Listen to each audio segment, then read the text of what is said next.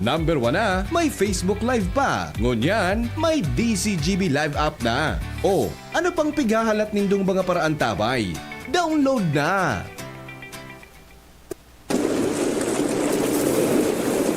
Padagos niya to na namamatean ang iba-ibang kalamidad sa palibot. Natural man o kagibuhan ng tao. Padagos ang pag-init kan kinaban. Malala na sitwasyon kan polusyon sa paros. Maging sa katubigan. Basura na itinapok niya to sa kadagaan, sa ininapapaduman. Panahon na, tapuso na ang pagbabarasulan, asin pagtutururuan. Kaya ta daw hampangon na nagyat na inikan kapalibutan? Kaya! Kaya ta! Kayang-kaya! Make it a better place for you and for me and the entire human race. Kaya, sarong advocacy program sa DZGB na maghahatod din impormasyon para maibalik ang kagayonan kan kapalibutan asin maprotehiran ang lugar na sa tuyang pig-eerokan. Kaya ta daw manindugan na padabaon ang kasalugan, dagat, estero, asin kadagaan. Kaya! Kayang-kaya! Ang mga duming ating ikinalat sa hangin, sa langit, huwag na nating paabutin. Protehiran ang pamilya, asin komunidad sa paaginin sabay-sabay na paglaban kontra basura.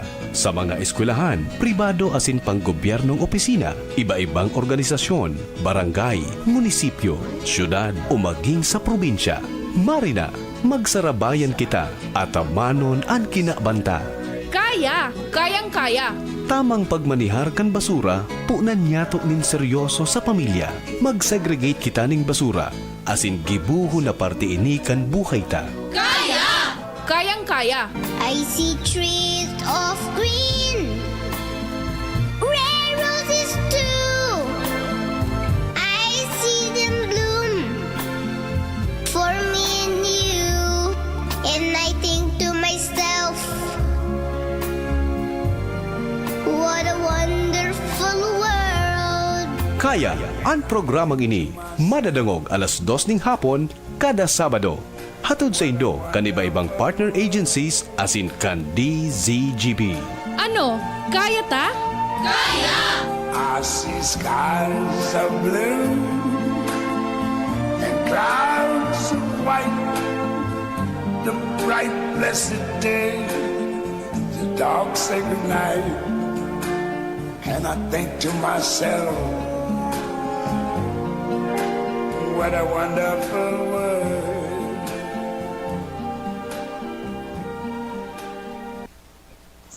Maray na hapon po sa Indogabos, mga tugang welcome po sa programang Kaya, digdi po sa DCGB. Sabado na naman, sa pong importanteng paghururon.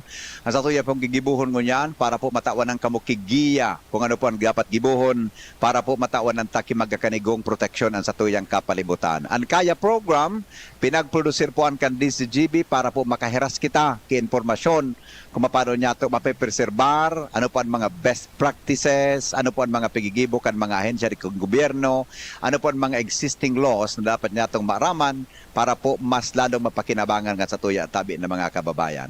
Ini po na episode tangon niya na hapon, simbag po ini sa sendong mga request, ano? May kinaraman po sa reklamo nindo tungkol sa mga nagsusulo dyan, ki mga basura, nagsusulo ki mga dahon, iba pang mga nagsusulo nin mga materyales sa palibutan na pigreklamo po kan sa tuyang mga kababayan. Kaya po nag-ibo kita kipaagi na makahuron ta mga tugang antaga DNR. Ngunyan pong pagkahapon, ang sa tuya po na bisita, iyo po ang Environmental Management Specialist po kang DNR EMB5.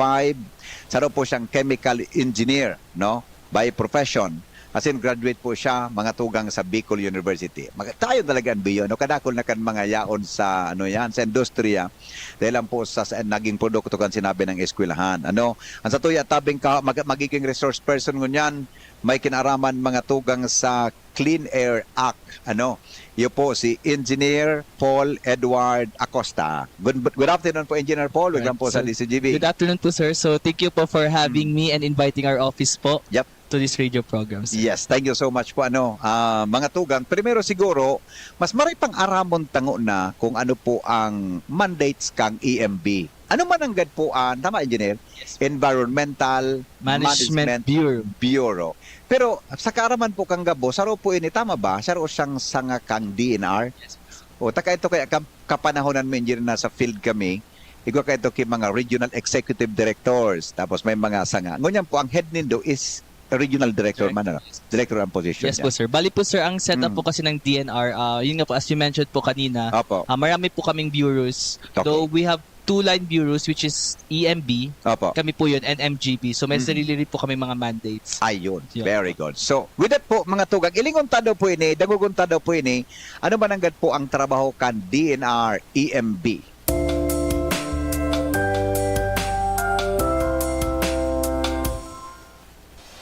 The Environmental Management Bureau shall be the primary government agency under the Department of Environment and Natural Resources to formulate, integrate, coordinate, supervise, and implement all policies, plans, projects, and activities relative to the prevention and control of pollution, as well as the management and enhancement of the environment. Our vision is a nation empowered to protect our finite natural resources, attuned to the pursuit of sustainable development for a clean and healthy environment that enhances the Filipino quality of life for present and future generations. Our mission is to restore, protect, and enhance environmental quality towards good public health, environmental integrity, and economic viability. We implement various environmental laws to address specific challenges and promote responsible environmental management. Presidential Decree 1586, or the Environmental Impact Statement System. The real value of the EIA process is in reducing adverse environmental impact as a result of incremental decision-making before a proposed action reaches final decision-making on whether it should be allowed to proceed. It includes an environmental management plan that the proponent will fund and implement to protect the environment. Likewise, issuance of Environmental Compliance Certificate or ECC and Certificate of Non-Coverage or CNC. Secure quality of water resources through the Philippine Clean Water Act of 2004, otherwise known as the RA 9275. The EMB assesses and monitors the quality of the water body. Also, establishments with wastewater discharges must have secured and operational facility to process and treat its wastewater.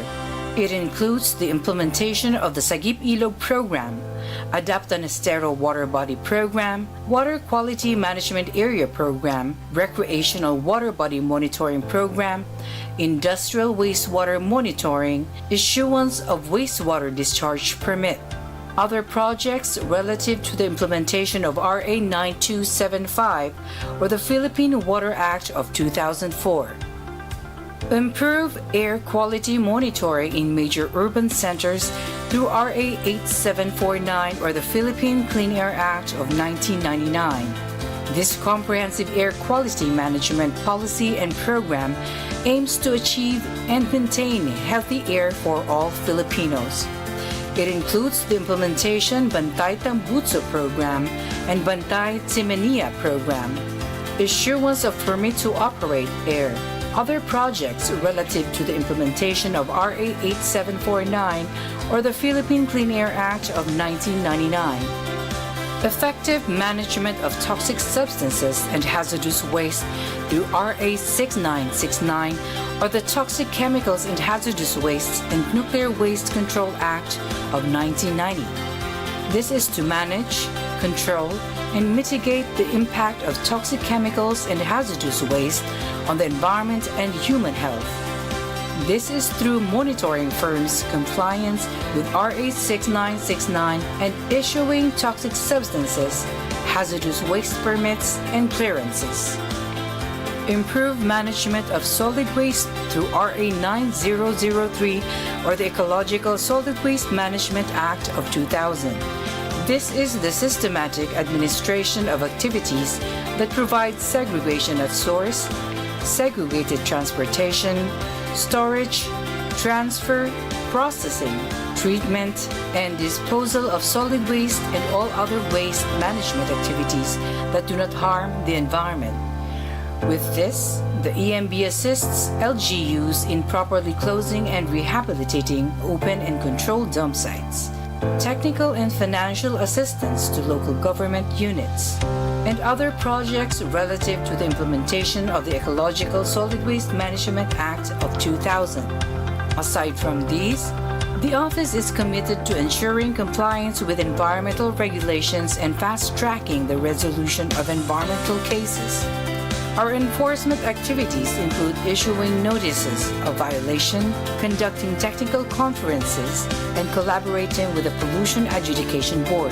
This office also intensifies the public's environmental awareness and promotes environmental preservation through informative, promotional, and educational events and projects. EMB5 actively contributes to climate change adaptation and mitigation efforts. Our work involves conducting greenhouse gas inventories and emission monitoring to inform sustainable practices. EMB5 is an ISO certified agency for quality and environmental management systems. This certification demonstrates our commitment to excellence in quality management and environmental stewardship.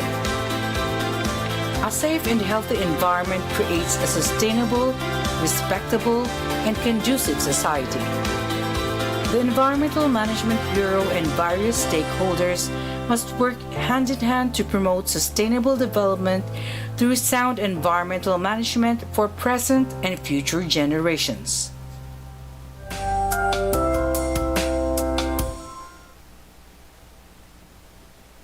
Balik kita mga tugang sa programa sa inyo pong naaraman. Ano po ang mandate kang DNR EMB? Ang topic na po ngunyan, ang saro po sa mga batas na pinag-implementar po kan sa indang, kan sa indang opisina, ini po na may kinaraman sa Clean Air Act of 1999. Tama, Engineer? 1999. Sige po, Engineer. Primero, ano po yun ang Republic Act 8749? Alright. So, bali po sir, ang Republic Act 8749 or also known as the Clean Air Act of 1999, isa po siyang comprehensive air management policy ng Philippines sa pag-manage ng air dito sa Philippines with the goal po of keeping or maintaining a healthy air for all Filipinos. I see. Ano po ang mga importanteng provisions duman kay ning Republic Act 8749 o ang Clean Air Act? Halay ko na pong nadadangog ini. 1999 pa pala, 1999 pa pala. Halay ko na pong nadadangog ini. Ano po mga importante duman na provisions na dapat maraman kan sa tuyang mga parantabay ngunyan? Okay. So bali po ang Clean Air Act, lahat po ng mga policies regarding sa pag-maintain ng clean air is nandun po siya. So, meron po yung mga provisions about sa management na tinatawag nating airshed. So, ito yung mga areas na kung saan meron silang common use, common meteorological, topology. Kumbaga may common interest sila sa area sa air. So, currently po sa atin sa Bicol region, may 3 po tayong airshed. So, we have Legazpi City Airshed, Naga City Airshed, and meron po tayong special airshed which is yung EDC, yung Bacman Geothermal Airshed. Because geothermal po siya, so may mga air, iba din po yung quality of air na generate doon. So, yun po, nakalagay po yun sa Clean Air Act. And of course, nandun rin po yung management ng ating mga different pollution sources sa air. So, we have 3 types po. We have yung mobile sources ng air pollution, which is yung galing sa vehicle, sa kotse. Then, the stationary, yung mga lumalabas po yun sa mga industries, mga establishments. Then, yung area sources, yun na po yung mga yung smoking and open burning ng basura. So gani comprehensive siya ano yung Yes po sir, all sources of air pollution. All sources of air pollution. Yes po. Kaya pala kaito narumduman ko igwa kang ki Tama ba? Yan na emission testing sa mga vehicles? Yes po, sir. That Under is po siya. because of Clean Air Act. Yes po, sir. Under po siya sa ng Clean Air Act. Those are yung implementation kasi, sir, ng mga different sources ng pollution. Opo. Segregate po siya sa mga agencies. Ayun. So for the mobile sources, yung enforcement po nun ay sa LTO. Kaya po Yes, bagay yung mga yes. registration ng rehistro, Yan, yung yan. emission testing, sir, is care of LTO po siya. I see. Sa amin po, sir, ang focus ng office namin is dun sa mga establishments and industries, yung mga nilalabas lang air emissions, while si local government is dun sa no smoking implementation. Kaya po baga may mga no smoking ordinance. Correct. And yung open burning ng solid waste, yung mga basura, ayan, kay I LTO po yan. see. Okay. So, nakulong pala ng sakop ka na, no? Gari mapagkalo ni pag-implementar yan. Yes, sir, very ano po siya, wide yung scope ng Clean Air Act. Okay. Ang tanong po kaya sa magiging sentro, mga tugang kan discussion mo ngayon ni engineer, yun po may kinaraman din sa section 20 kaining batas na ini. Dakulon po ang mga nagpapaabot sa mga reklamo tungkol sa pagsunog nin basura. Sige po, engineer, ano po ini na section 20 na ini kan Republic Act 8749? Okay. Sige, sir, basahin ko lang sa yung specific wording na ginamit sa law para Yes, ano sir. tayo, Mas sure maray tayo. naklarado kita. Klarado tayo, sir. Masala manggitang dodwa manggita. Opo, sir. Sige po. So, basahin ko lang po yung section 20. Mhm. So, yung section 20 po, ang sinasabi po dito is, define po siya, hereby defined as the burning of municipal, biomedical, and hazardous waste which process emits poisonous and toxic fumes is hereby prohibited. Ito po yung sinabi sa section 20. So, ang mga titukod po dito mga poisonous and toxic fumes ay usually yung mga tawag nating mga dioxins and furans, yung mga air pollutants na they are carcinogenic, ibig sabihin they can cause cancer, Opo. teratogenic, they can cause deformation sa formation ng bata, I yung buntis, see. mga ganun po, mga health effects po. Okay. So yun po yung incineration. So bali sir, yung typical na pagsunog ng basura, ang term na ginagamit niyan as defined naman po sa isang law, yung Opo. Solid Waste Act naman ng under EMB pa rin, the Opo. Solid Waste Management Act. Mm. Open burning of solid waste, dun po papasok yung mga pagsunog ng basura, yung mga dahon-dahon. Yes. Yun po yes. sir. So Yes. incineration sir is more on dun sa mga as defined nga po dito sa law, Mm. it's the municipal, biomedical, and hazardous waste Yes. burning. Okay.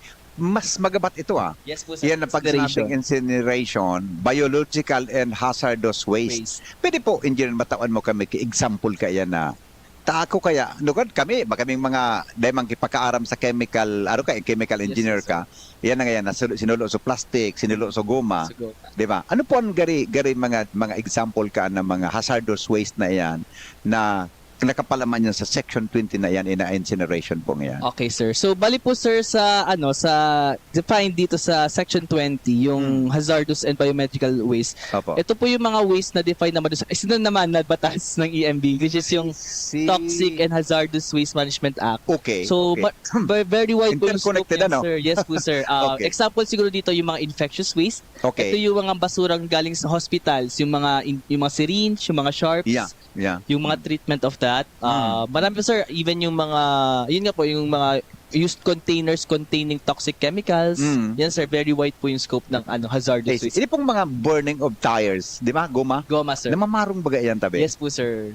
Saro yan, ano? Opo sir, bawal po sir ang pagsunog ng goma. Actually, any type of basura po, bawal po talaga ang pagsunog. Okay. So talking about that basura na pagpareklamo sa tukan mga paraan tabay, ini po pala napapalaman sa separadong batas. Tama ba? Itong RA 9002 sir. Doon na-mention siya Ini sir. so sikat. Apo, mention siya sir sa sa RA 8749 sa Clean Air. Nandun din Opo, siya. Nandun din siya. Pero kumbaga dalawang law yung nag-cover dun sa pagsunog, which is I see. in air and solid waste. So ano sana pong pwedeng isuloon tabi engineer? Nako sir. Tagong gabos yan, bawal. Ano pong pwedeng suloon sana? Diba? Apo, bali po sir, naman, kasi sir, yung sa pagsunog, may mga process tayo na involve ang burning. Like for example, yung sa pagluto, yung traditional way of cooking, di ba? Minsan gumagamit pa ng mga kahoy. Yes, yeah. Correct. Opo, kasi sir, kung ititignan natin in-depth yung definition ng batas, Opo. ang nakalagay kasi nun, open burning of solid waste. Ang definition po ng solid waste sa batas is discarded household waste, which is kasama rin Discarded discarded, household yung sabihin, tinapon siya. Kumbaga, wala na siyang silbi kaya tinapon siya tapos yun sinunog. Okay. So parang okay. ganun yung definition ng open burning of solid waste. Kung titingnan natin yung definition. Opo. Pero Opo. kung ginagamit naman po siya sir sa pagsunog, wala po definite or strict prohibition yung office namin regarding that matter. I see. Okay. So, So, in wag other lang po words, makos ng nuisance of course. Kasi pag nuisance na yan. oh. So, in Aakyat other yun sa words LG. po, basta anything na pwede mong, kung gusto mong magsulo, ipinagbabawal. Yes po sir. Except nga kung nagsapna ka Yeah. sa kahoy, di ba? Opo sir, syempre pag nagluto Di ka. ba na ginagaso yan? No? So, meaning talaga, ano pong impact sa environment pag naglataw yan sa ere? Yan ang mga halit yan sa mga hazardous waste na yan, garbages, etc. Travel engineer. Alright. Sige sir. As mentioned po kanina, kapag nagsunog po tayo ng basura, may mga, particularly yung mga plastics yan, mga goma sir, Opo. during yung combustion or yung pagsunog, isa sa mga nire-release po yun na chemicals nga po ay yung dioxins and furans. Okay. Yun nga, as mentioned a while ago, siya po ay carcinogenic, nakakos ng cancer and the formation ng I bata. see. So, Okay, health effects okay. po talaga sir. Ay, May health sa lungs, hazard talaga siya. Health hazard po talaga So, ang sir. titamaan niya po, tao, primarily, tao ang Tao, titamaan. sir. Of course, sir, the environment is kapag polluted, syempre, Okay. ano rin, everything around that area affected Iyo po. po. Itong pig-upon mo na itong deformation, di siyempre, ang tama ba? Garo risk, may risk siya sa mga bados. Yes po, sir. Agree So, po. pag-develop kang Pag-develop ng kang bata. aki. Yes. So meaning pa lang, pag bados ka, dahil ka basta-basta magpara-inhale kan mga Opo, araw sir. ka iyan. Opo, sir. Agree. Kasi, Diba? Oo. mahirap yung exposure po sa mga ganyan. Ina-affect po kasi sir, yung mga hormones sa katawan, kaya yung development Okay. ng baby sa tiyan. Yun, Okay. So aside po sa tao, anong impactaan sa mga mga living things, 'di ba? same din, Kahoy, sir. Opo. etc. Animals. Actually, sir, sa animals, same din. Kasi, of course, Okay. we inhale the same air. So, kumbaga, yung mga toxic pollutants na yun, nakaka-affect din yun, of course, sa health ng mga other living things. So, technically, sir, not only humans, but other living things affected po talaga ng mga I ganitong, see. Okay. Alam toxic mo ba po, chemicals. siya ngaya, nasulo na, whatever, na suspended na siya sa ere. Mga perang taon ba, month, kung how many years siya na, gari suspended yan, napapasain po ini kung dahil napapaduman sa environment o sa tao. Actually, sir, ang bagsak lang po niya kung hindi talaga sa tao, mainhilang tao. Sa environment, like bumabagsak Yaw lang siya. Dahil siya nagsasakat Pwede ngaya rin siya sa water bodies. Kasi pag sa dagat naman. Kasi remember, our air is anywhere. Yeah, So, it's either nasa land, nasa dagat. Yeah. May Oo. mga iba, sir, na yun nga, as you mentioned a while ago, suspended siya ng matagal sa air. Pero syempre, ang air hindi naman yung steady. So, umiikot yan, nag-circulate siya. So, Iyo. darating ang time na mai-inhale talaga siya ng tao. Iyo po. Dahil po siya ngayon nakaabot sa, ano po kaya, diyan nga sa pinaka-outer layer kang kwanta, kang atmosphere ta. Atmosphere. Uyaon lang siya nakasigdi sa Earth. Ayan sir, so far wala pa akong, hindi pa very familiar sa mga ganyang bagay. Pero I think Oo. hindi naman po siguro siya lalagpas kasi di ba Oo. kailangan ng parang certain, di ba pag pupunta nga tayo sa space, nag-rocket pa tayo. So I think kung palutang-lutang lang siya sa air, hindi naman po siya basta-basta lalabas sa space. Correct. Oo. Oh, so, ibig sabihin po, talagang pag nangyarian, may impact sa environment, lalo na sa buhay Opo. ng tao. Okay. Pero ini po na mga kwan na ini, may study ka ba kung perang taon siyang nawawala? Nawawala pa siya? As of now, sir, meron naman po siguro tayong mga studies pero hindi lang po ako very familiar. Okay. Taro ba kang Oo. plastic ngayon, di ba? Kasi, opo. Plastic ngayon sa land, pag mga 100 of years Yes, ngayon, yes depende po, sa klase sir. kang plastic. Pero siya gari yaon na sa ere, kaya makatakuton, ano? Actually, sir, opo, to give you po an idea kasi, sir, Yeah. sa chemical engineering, Opo. ang kada chemicals po kasi or substances, may mga iba-iba yan na tinatawag naming half-life. Ibig Okay. sabihin, yun yung parang period para mag-degrade ng isang substance. Okay. Meron po tayong tinatawag na mga persistent organic pollutants Okay. or POPs, which is Okay. ayun yung billions or millions of years, hindi sila basta-basta nawawala sa environment. So, Iyo. pwedeng palutang-lutang nga lang po sila Iyo. dito. So meaning So, pala, depende, sir, sa sa air pollutant. yes. So dapat talaga mag-ingat ang mga kababayan ta sa pagsuot. Yes Ang po, hapon sir. nga di kanay, baka so hapon may nagapon sa kuya Trotex kang pig-explain ko sa ere. Na kung di nga po pwedeng isuluon ang basura, dahon. Saan may darahon yan? Ano tabi sir ang suggestion nindo kung anong pwedeng gibuhon? Sa aram ko sa Legazpi, lalo na't maigpit kita sa Legazpi Yes, po, sir. para sa 9003. Ang dapat mong i-dispose lang, so gari ito, so residual. Residual, sir. Yes, oo. Talaga dapat Ano ang gari pwedeng gibuhon para dai makaabot sa point na pigsusulo inikan sa tuyang mga kababayan? Yun nga sir, tama po yung nasabi nyo kanina, is, actually yung solution is defined na po dun sa RA 9003 Yes. na kailangan meron tayong proper waste management. Yeah. So, dito sa proper waste management, kasama dito yung for example, if kaya naman po natin wag i-generate yung basura, we avoid the generation of waste. Yeah. Ngayon, if yung waste is already generated, proper management po, like nasabi nyo po sir kanina, pag Opo. residual, kinokollect po yun ng LGU. We have, Correct. dito sa Legazpi, meron tayong sanitary landfill. So, that is an accepted disposal facility. Iyo po. So, doon dinadala. Of course, yung mga biodegradables, we have ways of management. Like, for example, yung composting, very sikat, yung nililibing sa lupa kasi nagiging pataba. Yeah. So, yun sir, yun yung mga Yun pwede ang natin pwede. gawin instead of burning waste po. Iyo. Tahiling ko, paminsan baga dyan sa mga highway, pag nakagi sa rice field, Yes po. beling mo sa mga ano po sa mga dayami, Padaya. napunay ko, pigsusunog kang iba ano. So yan po, it contributes pollution Opo sir, it contributes sa to area. pollution talaga. Dahil maski ang dahon o whatever. Yes po sir. Kaya sir, Right. pag chinek po talaga yung RA 9003, all types of waste bawal kahit Yaon dyan. nabubulok. Iyo, okay. Ano po ang mga penalidad po, engineer? Base sa batas na yan, sa aram ko ang mga LGU, pwede yan i-localize ano, through Yes an po, sir. ordinances. Pero in general po, base sa batas na, anong penalidad na pwedeng i-impose, as in, sisay po ang pwede na matawan ng penalty pag-abot po sa arugan in general. Sige sir, again, basahin ko Sige na po again no yung problem. ating batas Sige, para mas para sure tayo. para sigurado. Okay sir, so ang ating RA, meron pong mga fines and penalties na stated dito. Opo. So meron po sir dito sinasabi na for actual exceedance of pollution or any air quality standards under the Act, meron po tong fine of not more than 100,000 per day of violation. 100,000 per Not day. more than. Opo Per sir. day. Oh. I-clarify ko po itong provision na to. Meron po kasi sir tayong, yung na-mention ko kanina, yung tinatawag natin na stationary sources, yun yung Oo. sa mga establishments. Like for example, malalaki, yung may manilabas mga usok sa kanilang mga chimenea, even Opo. gensets sir. Yeah. Kapag may mga exceedance tayo doon, ibig sabihin yung emission natin na lumalabas doon ay bagsak sa standards na sinet ng DNR na dapat, Okay. example, dito lang tayo pero lumagpas ka doon. Oo. Per day po na nag-emit ka noon, meron pong not more than 100,000 per day of I violation. see. Okay, magabat pala na. Magabat sir. Bagay, mga mayaman naman ang pwede. So Isa- meaning, alibawa nga, igaba nga ki mga nagpo-produce nga ki, alibawa nga, kung araw kayo rin sa rong manufacturer, ano, so nagluwas daw na, so pigte-test iyan daw. Yes po sir. So, nasa limit siya. Tinetest po yun namin yan sir, and at the same time, we also require the establishment to have third-party emission testing. I see. So makulang ka mo. Apo sir, part po yan sir ng kanilang kumbaga permitting conditions. Kasi pag nag-i-issue po yung office namin, tinatawag namin na permit to operate, Opo. we issue this to establishments na nag-ooperate ng mga air pollution source equipment. Ibig sabihin, ito yung mga equipment na naglalabas ng usok. Even Okay. sir, as small as genset. Mm-hmm. So we issue permit to operate, then doon po may mga permitting conditions, and isa po doon sa sinasabi is yung kailangan hindi ka lumagpas doon sa standards ng Yeah. emission. Yeah. Okay, sige sir. Ipanago sa itong 100,000. Aside from, ano pa po ang penalty? Okay sir, so meron din po dito about naman sa vehicles. Auto. Yan, sa auto naman sir. So kapag Okay.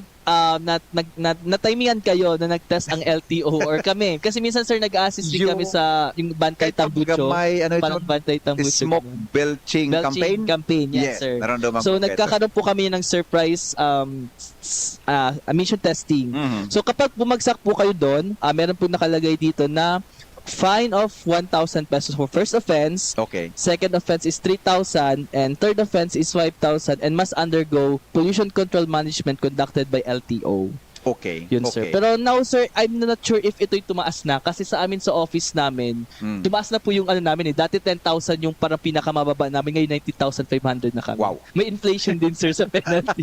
Hindi lang sa goods, pati sa penalty may inflation. Man, ano, may Opo, inflation sir. na. Okay. Paano po masabi na nasa limit, nasa within the limit ang emission ninusok hali po sa sarong any group or individual na Any source po. any source po. Oo. Okay sir, so meron po tayong tinatawag na parang, tinatest nga po natin sir yung hangin, yung lumalabas na emission. So, depende sir sa parameters. Marami po kasi tayong parameters. We have particulate matter. Ang Okay. particulate matter sir, ito yung mga parang maliliit na mga dust or solids na lumulutang-lutang sa air. Okay. So, yon. Mm. So, meron dito yung mga, ano pa ba, TSP, total suspended particles, other toxic tawag dyan, chemicals or Okay. air, like for example, hydrogen sulfide. Marami yan, sir. Opo. So, yung tinatest namin, may mga equipments kaming specific na ginagamit I per see. parameter. Okay, okay. So, meaning sir, pag sabing nasa limit siya, within the limit siya, di siya nangangahulugan na zero emission siya. Tama ba? Ang Opo, pakiindinig sir. ko? Kasi, sir, Meaning, igwasaya kinagluwas manggiraray Meron na. talaga, sir. Ano lang po nun, ang ibig sabihin lang po nun is yung ine-emit niyang usok or emission is, kumbaga, pag within the standards ka, you're safe or kumbaga, hindi ka capable of parang polluting. Parang Opo, ganun. iyo. Kasi once na nag-exit ka kasi doon sa standard, ibig sabihin, you are now causing pollution. I see. Hindi kasi, sir, may iwasan talaga na may lumalabas na usok sa mga processes. Iyo. Oo. Pero, pag sinabing within the limit ka, tama sabi mo nagari, dahil siya nagkakausa kay pollution.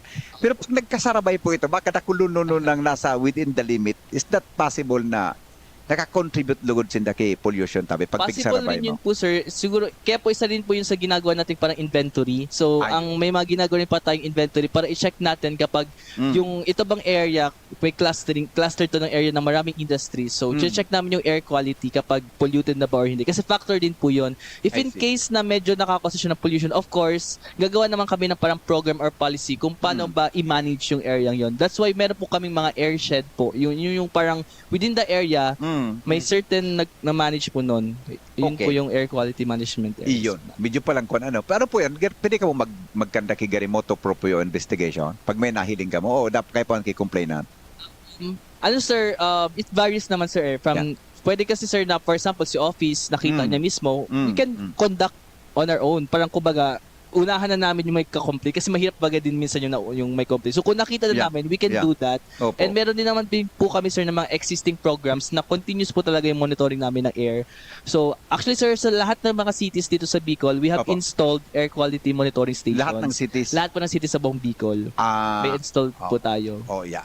Gani, gusto ko tong ihapot sa iyo kung may ideya ka kang resulta. Kung Ano naman, sir, posted siya, sir, sa mga Nakapost? pinopost siya. Ang ano naman po, sir, Hindi Daligaspi. po yan. Send mo kukuha yan. Sa Facebook page po ng EMB, posted po siya. Tapos, I think, sir, sa website nilalagay din po siya. Sige. Meaning po, daily may monitoring kung kumusta ang air quality. Yes po, Sa sir. Legazpi nga sa Naga. Sa Naga, sir, yes. Sa iba pong syudad tabi. May iriga kita. Lahat, sir, ng city, Tabaco, Tabaco. Igaw, Masbate, City, Sorsogon City. Okay, sige, All cities. pabantayan ko daw sir. Baka lamang pwedeng segment sa programa, paros kaya ngunyan sa Legazpi, araw kayo ni. Ayun, sir, May sure, nagpapago sir. po sir, nagpapago. Kung magbabago man siya, sir, very minimal lang. Pero ang ano naman po ng Legazpi, ang pagkakatalam ko naman po is, nandun po tayo sa okay pa naman yung air quality dito. Ay, very good. Good Okay. pa naman yung air natin. Okay. Although kasi bago po, na-mention mo na iningsod kong hapot sa imo regarding sa responsibilities kang DNR. May na-mention ka na kasabago. Although, pwede po kuan mo gararay, matawan ng ki-attention. Ano ang gari responsibilidad kang DNR pagabot po sa batas na ini, sa Clean Air Act? So, first po, sir, unang-una po yung issuance po ng permit to operate. Yun po yung sinabi ko, Permit to operate. Okay. So, kayo po, kung ikaw po ay isang establishment, even small establishment, sir, or a very big industry, kapag meron kang mga equipments na nag-emit ng mga air emissions, such as, example, sir, genset, you need to secure permit. However, i-clarify ko lang po yung sa genset. Yeah. Nagkaroon po kasi kami ng parang memorandum circular around 2020 na may mga genset na exempted na sa permit. Ito ay kapag okay. 15 kilowatt ang yung genset, 15 kilowatt pababa, you are exempted to secure. Pero kapag Okay. yung iyong establishment ay nasa 15.1 pataas na kilowatt, you need to secure po permit in our office. Ay, sinatapotalo ka itong gari rational list sa likod kang batas na yan. Hindi ko rin din po, sir, ang masasagot yan. Pero Opo. ang nag-aano po yan is yung central office. So, I meron po see. kasi din sila, sir, na studies na ginagawa. Siguro baka they found out na kapag ganito kalit lang naman genset is not capable of generating such big impact. Okay. So, possible, sir, baka yun. So, ma-issue ka mo Permit to operate, permit to operate. So, what about the other? Kung may gandang yung generator, ano pa po ni Bangari regulations? Okay. Another, sir, na mga regulation tawag dyan, ginagawa pa ng office namin. Opo. Yun na-mention ko rin kanina, yung air quality monitoring, ambient air. Yeah. Na kung saan yung air quality sa ating environment. May mga nag-iikot dyan na nag-test ng air. May Okay. iba po na naka-establish yun nga po yung na-mention kanina, may air quality monitoring stations kami na Opo. nakatayo. So yun, isa yun sa mga ginagawa rin ng office namin. And ano pa ba? Of course, yung yung emission testing. So, may ginagawa rin namin yun. Yeah. May Yeah. surprise emission testing kami Iyo minsan na ano, ginagawa. iyo baga. Hindi po ng mga manufacturers ngayon, halimbawa, mga cement plant, Yes, di ba? sir. Baka may ka mo kang continuous monitoring. Yes po sir, meron po. Ayun. So may mga regulations na pig-impose yan. Ano? Actually sir, buti na-mention nyo po yung sa cement. Actually, meron po kaming program na kung saan yung mga sobrang malalaking industries, meron kasi kaming dalawa, yung Good Found and the MCI. CI Masbate, sir. Ay, sa. Okay. Meron real time sir, nakakonect po sila sa internet. Nare-read namin yung air quality nilalabas nila. I see. So there's no need for you to go sir. go Pero, personally. Sir, siguro to validate kung baka mamaya nilipat pala nila yung installation. Yung mga ganun lang sir. Pero Yun, ano? real time sir, nakikita Talaga, namin. hindi. Opo. I see. Okay. 24 hours po. May ideya na po kami. Paminsan, may mga complaints sa muya. Paminsan, may ideya na kung saan pwede ma-verify yan. Opo. Okay. Mga tugang sa muya pong pagbabalik, anong responsibilidad kan mga local government units sigdi? Sa kuya pong simpleng pagkasabot, ang EMB ang pinagkukonsulta kan mga LGUs, may kinaraman po sa araw kaning concern. Kaya that's why po ang mga local government units, iba pong ordinansa para dyan. Lalo na po ini na sa tuyang topic sa pag-aaso, as in pag-imitin aso sa tuya tabing palibot. Makalipas lang kan mga patalastas.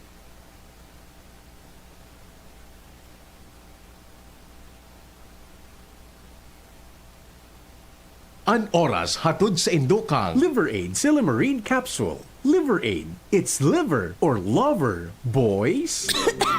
Ubo, plemang nakabara, hirap sa paghinga. Dapat may dalang ginhawa. Kaya lagi kong bitbit, Plemex Forte Capsule. Ang Plemex Forte Capsule ay gawa sa halamang lagundi. Ginhawa sa ubo at hika. Magaan dalhin, madaling inumin. Plemex Forte Capsule. Basta lagundi, Plemex. Vitex Segundo L is the generic name of Plemex Forte. If symptoms persist, consult your doctor. Tanggal ang plema, tigil ang ubo. Maluwag ang paghinga sa Plemex Forte. Basta lagundi, Plemex. Ang Plemex Forte Lagundi Capsule ay mabibili sa pangunahing butika o drugstore na malapit sa inyo. Nay, ibang klase ka talaga magmahal. Lahat ibibigay mo. Kahit kulang ka sa tulog. Parang hindi ka napapagod. Lalo na pag nagbe-breastfeed ako. Lagi kang nakangiti at masaya. At sa pagkain ko, ingat ka na maayos ang binibigay mo. Nay, salamat po sa tiyaga mo. Natatabang na poong baga ito, sinda kita ika ako biko, na matita ang totoong serbisyo. Hanggang ngayon ako biko lang sa puso ko. Igwang tabang sa turismo asin pag-asenso. May mga scholar na nagkaigwang trabaho. Kadakol na mga naginibo, lalo sa mga para o matius na pamilya pa. Senior citizen asin ka, hobenesan yan. Ang AKB Ako Bicol. Ako Bicol Party List. Katabang na, kasurug pa. Ipinapa-easy Canalbay Electric Cooperative na paramihan trust na i-defer ang nakatalaan ng mangyaring District Elections 2024 sa mga minasunod na distrito. District 2, nasakop ang siyudad ng Tabaco sa maabot na Marso 16, 2024. District 5, sakop ang Albay District asidma nito sa Marso 16, 2024. Asin ang District 8 sa Ligaw asin Uwas sa maabot na Marso 23, 2024. Mantang ang District Elections 2024 sa mga minasunod na distrito malalawos. District 6 sa Kamalig asin Daraga sa Marso 16, 2024. District 7 sa Ginubatan, Jovellar asin Piudoran asin ang District 9 sa Libon asin Pulangi sa maabot na Marso 23, 2024. Antabay lang mga kaaleko sa mga masunod na anunsyo dapit sa samong District Elections 2024.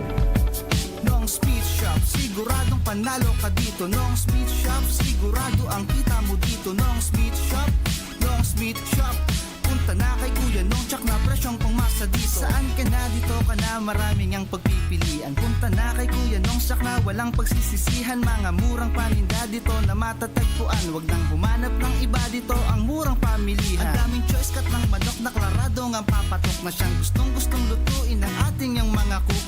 Ganisa, Bologna, Skilis at Tortapang. Sabay pa ang tusino, lahat to gawang Pampanga. Kung siomay is the best at try mo ang French fries na fresh. Subukan din ang hamat-hatog, sure nakikita ka best. Ay Kuya Nongs, you are the best, sigurado na ang success. Ano pa ang hinihintay, halina tayo mga best. Nongs Meat Shop is located at Market Site, Kapantawan, Legazpi City. Kay Kuya Nongs na kita, nakabarato ka na, makita ka pa. Realize true comfort and relaxation at Dorotea Resort and Spa, a perfect venue for family outings, couple retreats, and various functions such as weddings, birthday parties, corporate seminars, and conferences. Dorotea Resort and Spa. We have backpackers rooms, standard rooms, deluxe, suite, and a penthouse. Also, relax and rejuvenate with our spa's invigorating treatments, services, and facilities. Dorotea Resort and Spa, Kahugutan, Bakakay, Albay. For reservation, contact us at 0917-777-5734. Find us on Facebook, Dorotea Resort and Spa. Relax, rejuvenate, and enjoy. Only here at Dorotea Resort and Spa. Camille Prats Yambaw po. Yan sila Nala at Nolan. Nagkakatuwaan. Maray na hapon po sa Boss, mga Good. And what did mommy give you? Plemex for kids. Para sa ubo ng mga anak ko, Plemex for Kids. Gawa sa natural na halamang lagundi. Tinutunaw at pinalalabas ang plema. Ginhawa sa aming pamilya. Plemex for Kids. Ang batang lagundi, Plemex! Vitex Segundo L is the generic name of Plemex for kids. If symptoms persist, consult your doctor. Mommies, agapan agad ang ubo at plemang nakabara. Pambatang lagundi, Plemex!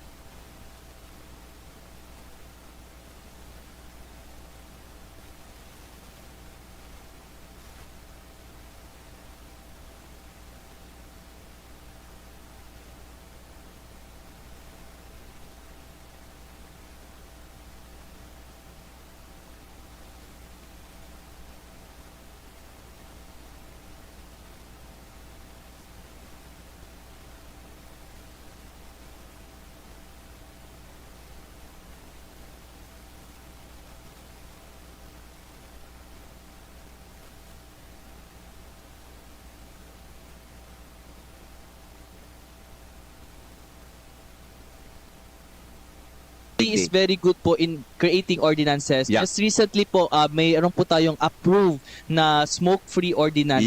Yes. Enhance po to, sir, even vaping. Mga tugang, balik po kita sa programa niya tong Kaya, digdi po sa DCGB. Balikan ko sa samuyang topic ni engineer o niyang tabing pagkaaga regarding sa ano pang mga responsibilidad kan mga local government units ta. Pagabot sa arong kaining bagay, dito man po garo hit pwedeng apudan tulos ang EMB. Oy nga digdi, may nagsulo nga kiguma, may nagsulo ki kahoy, whatever. Sabi nga ni kanibang kahuron ko, baka nga ang kapitan pwede na magsita. Sige daw tabi engineer, ano pang responsibilidad kan mga local government units? Punanta muna lang nga sa probinsya, go ahead po. Alright. Okay, sige po. First of all, meron tayong local government code na kung saan this is empowering po yung mga LGUs na mag-create nga po, sir, ng ordinance about that. So, kung titingnan po natin again yung sa distribution ng responsibility sa Clean Air Act, yung mga management po ng area sources ng pollution such as yun nga po, smoking and pagsunog ng basura, care of LGU po talaga siya. Okay. So, pag may mga ganyan po tayong concerns, we can always raise po sa barangay, then munisipyo, province, i-escalate natin. Though CMB, pwede naman din po kami mag-assist, pero usually pag mga ganyan po, sir, we conduct investigation, then kung magko-conduct po kami ng technical conference, kung saan tatawagin namin si complainant, si respondent, We also invite po talaga the LGU kasi sila po talaga yung first and foremost na unang mag-action dapat sa mga ganitong concerns. So, yun po, sir. I Regarding see. that. Okay. So meaning po, pwede sila mag-formulate kay mga ordinances. Yes ano? po, sir. Actually, sir, example ko lang po si Si Legazpi. Legazpi. Legazpi is very good po in creating ordinances. Yeah. Just recently po, mayroon po tayong approved na smoke-free ordinance.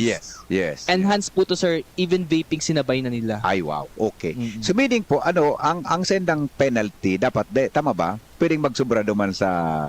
Actually, sir, hindi po dapat, sir, ang pagkakala ko, sir, hindi dapat sila magsobra. Because ang kala ko, if they will adopt or create ordinances, dapat inline po siya sa national laws, but will not oversee.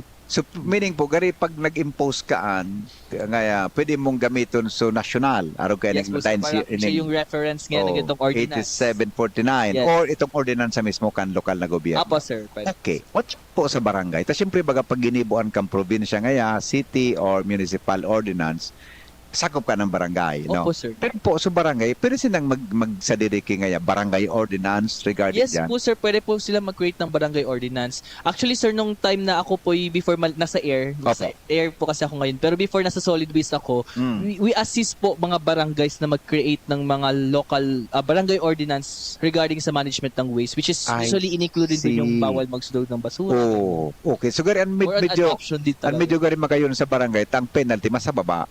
Diba? Yes. Siguro dahil magod siya pwede Saka maganda rin sa barangay, if they will create ordinances, they can, yun nga po, collect the fine and penalty because they have the ordinance. Yes. So meaning po, nasimbag mga tugang so hapot nindo, kamutabi nag-antabay, diman sa inutang mga programa na ang kapitan, pwede siyang magsita.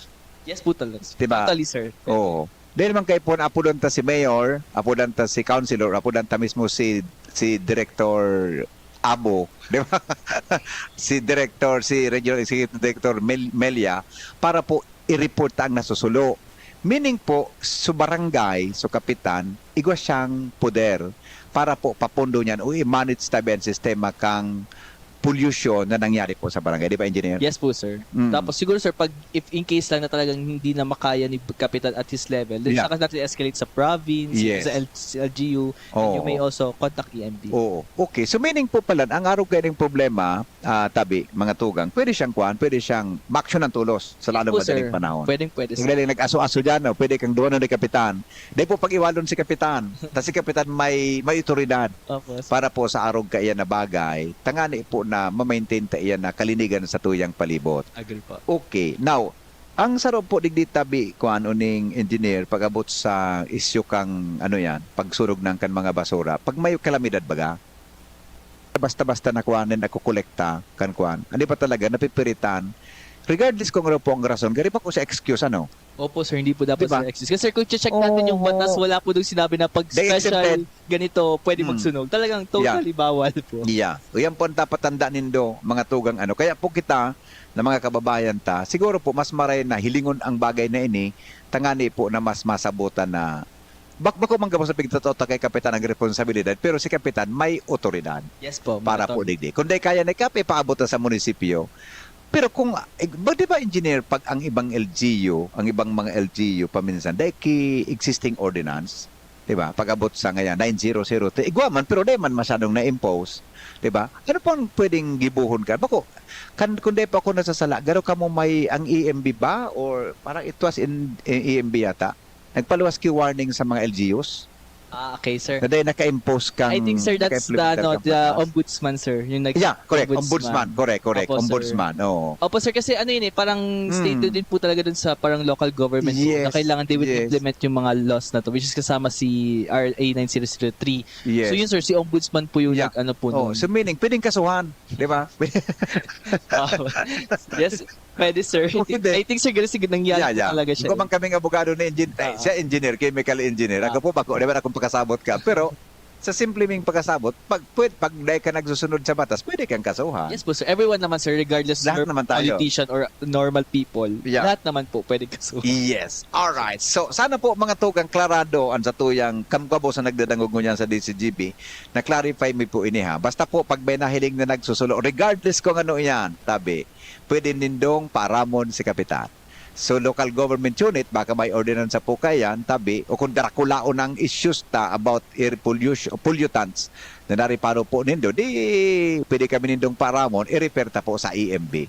Pero pwede pa man sa naiyan po na gibuanin paagi sa munisipyo, syudad, probinsya, or yan po sa satuya ng mga barangay. Ngani po na makaskasta na mapugulan ang air pollution. Okay, Engineer Acosta, salamaton po maray sa oras mo. Thank you po sir for having us sa Yes, inyong yes. program. Unless po ng DNR, ang EMB, may mensahe po sa nagdarangog tabi. Engineer Acosta, go ahead tabi. Alright, so if you have mga concerns or need nyo lang po ng mga technical assistance or if you need mga information dissemination, kailangan nyo sa mga barangay nyo or sa area nyo, you can always contact po EMB. So our Facebook page po, you can check EMB Region 5. Nandiyan po ang aming Facebook page. You can always message po there. Very active po yung aming team na mag-reply sa mga concerns nyo. So, lahat naman po tayo may Facebook. So, always message us na po pag may mga concerns regarding pollution. Yes, thank you so much. Pasalamatan ko pa lang po si Engineer Abo. Apo, si RD Abo. Dr. First name ni Maria Socorro A. Abo. Maria Socorro Engineer Abo. Maria Socorro. Yeah. Dr. Abo, engineer na doktor. PhD po yan si Madam. Kaya midbid ko ang personal. Salamaton tabi ma'am sa pagtao mo pagtugot kay Engineer Paul Edward Acosta para po maging guest niya itong na pagkahapon. So sa pangaran mga tugang kansatuyang bisita, siya po ang Environmental Management Specialist po kang DNR EMB 5, sa pong chemical engineer by profession, taga Bicol University po yan, Engineer Paul Edward Acosta. Salamat po sa Sendoga Boss. Thank you. Ini po ang lalaking hindi inuumaga, Henry Maceda po. Maray na hapon, Sendoga Boss. Sa inyong nadangog ang programa Kaya, abangan iraray sa masunod na Sabado sa parehong oras, digdi sa DZGB. Ano? Kaya ta? Kaya! What a wonderful